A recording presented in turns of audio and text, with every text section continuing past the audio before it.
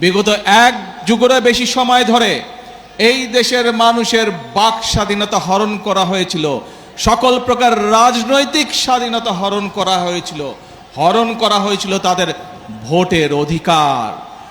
এক যুগেরও বেশি সময় ধরে বিএনপি সহ বাংলাদেশের সকল রাজনৈতিক দল যারা গণতন্ত্রে বিশ্বাস করে, বাংলাদেশের মানুষের ভোটের অধিকারে বিশ্বাস করে, সেই দলগুলো ধীরে ধীরে আন্দোলন গড়ে তুলেছিল এবং 2024 সালের 5ই আগস্ট সমগ্র দেশের ছাত্র জনতা সহ সকল নারী পুরুষ সকলে রাজপথে নেমে এসেছিল এবং সেই দিন স্বৈরাচার পালিয়ে যেতে বাধ্য হয়েছিল এই বাংলাদেশ থেকে।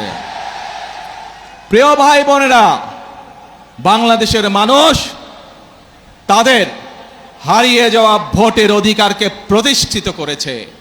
বাংলাদেশের মানুষ তাদের কথা বলার অধিকার যা কেড়ে নেওয়া হয়েছিল এক যুগের বেশি সময় ধরে, সেই অধিকারকে আবার বাংলাদেশের মানুষ প্রতিষ্ঠিত করেছে।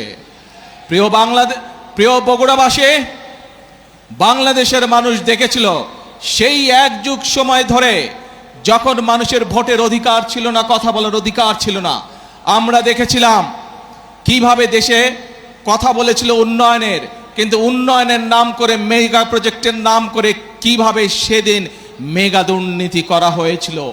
বাংলাদেশ থেকে এই দেশের মানুষের লক্ষ লক্ষ কোটি কোটি টাকা কিভাবে বিদেশে পাচার হয়েছে দেশের মানুষ দেখেছে সেটি।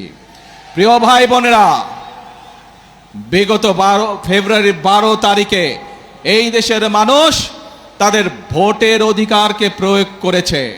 যেই অধিকার কেড়ে নেওয়া হয়েছিল, ভোটের অধিকার প্রয়োগ করার মাধ্যমে বাংলাদেশের মানুষ রায় দিয়ে দিয়েছে যে দেশের মানুষ কাদেরকে দেশের দায়িত্ব আগামী 5 বছর দিতে চায় এবং 12 তারিখের নির্বাচনে বাংলাদেশের মানুষ পরিষ্কারভাবে বাংলাদেশ জাতীয়তাবাদী দলকে আগামী 5 বছর দেশ পরিচালনা করার দায়িত্ব দিয়েছে। প্রিয় ভাই বোনেরা, নির্বাচন হয়েছে, নির্বাচনের আগে দিয়ে আমরা বলেছিলাম দেশের মানুষকে যে কিভাবে আমরা যদি দায়িত্ব দেয় দেশের মানুষ, তাহলে আমরা কিভাবে দেশ পরিচালনা করব। আজকে এই বগুড়ার গাবতলীতে আমরা ফ্যামিলি কার্ড বিতরণ করে এসেছি। দেশের মানুষের সামনে প্রতিশ্রুতি দিয়েছিলাম যে বিএনপি যদি সরকার গঠন করতে সক্ষম হয় আল্লাহর রহমতে, তাহলে এই দেশের মায়েদেরকে স্বাবলম্বী করার জন্য আমরা ফ্যামিলি কার্ড চালু করব।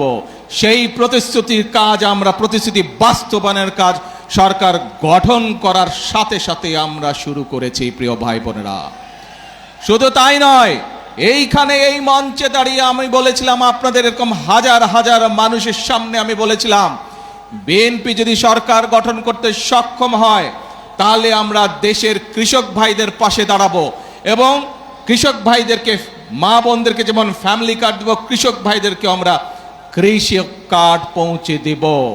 প্রিয় ভাই বোনেরা, সেই কাজেরও বাস্তবায়ন আমরা শুরু করছি পর্যায়ক্রমিকভাবে। শুধু তাই নয়, এই মঞ্চে দাঁড়িয়ে আমি আপনাদের সামনে বলেছিলাম বাংলাদেশ জাতীয়তাবাদী দলের পরিকল্পনা ছিল আমরা যদি সরকার গঠনে সক্ষম হই তাহলে যে সকল কৃষক ভাইদের 10,000 টাকা পর্যন্ত কৃষি ঋণ আছে, সেই কৃষি ঋণ সুদ সহ আমরা মওকুফ করব সরকার গঠন করলে।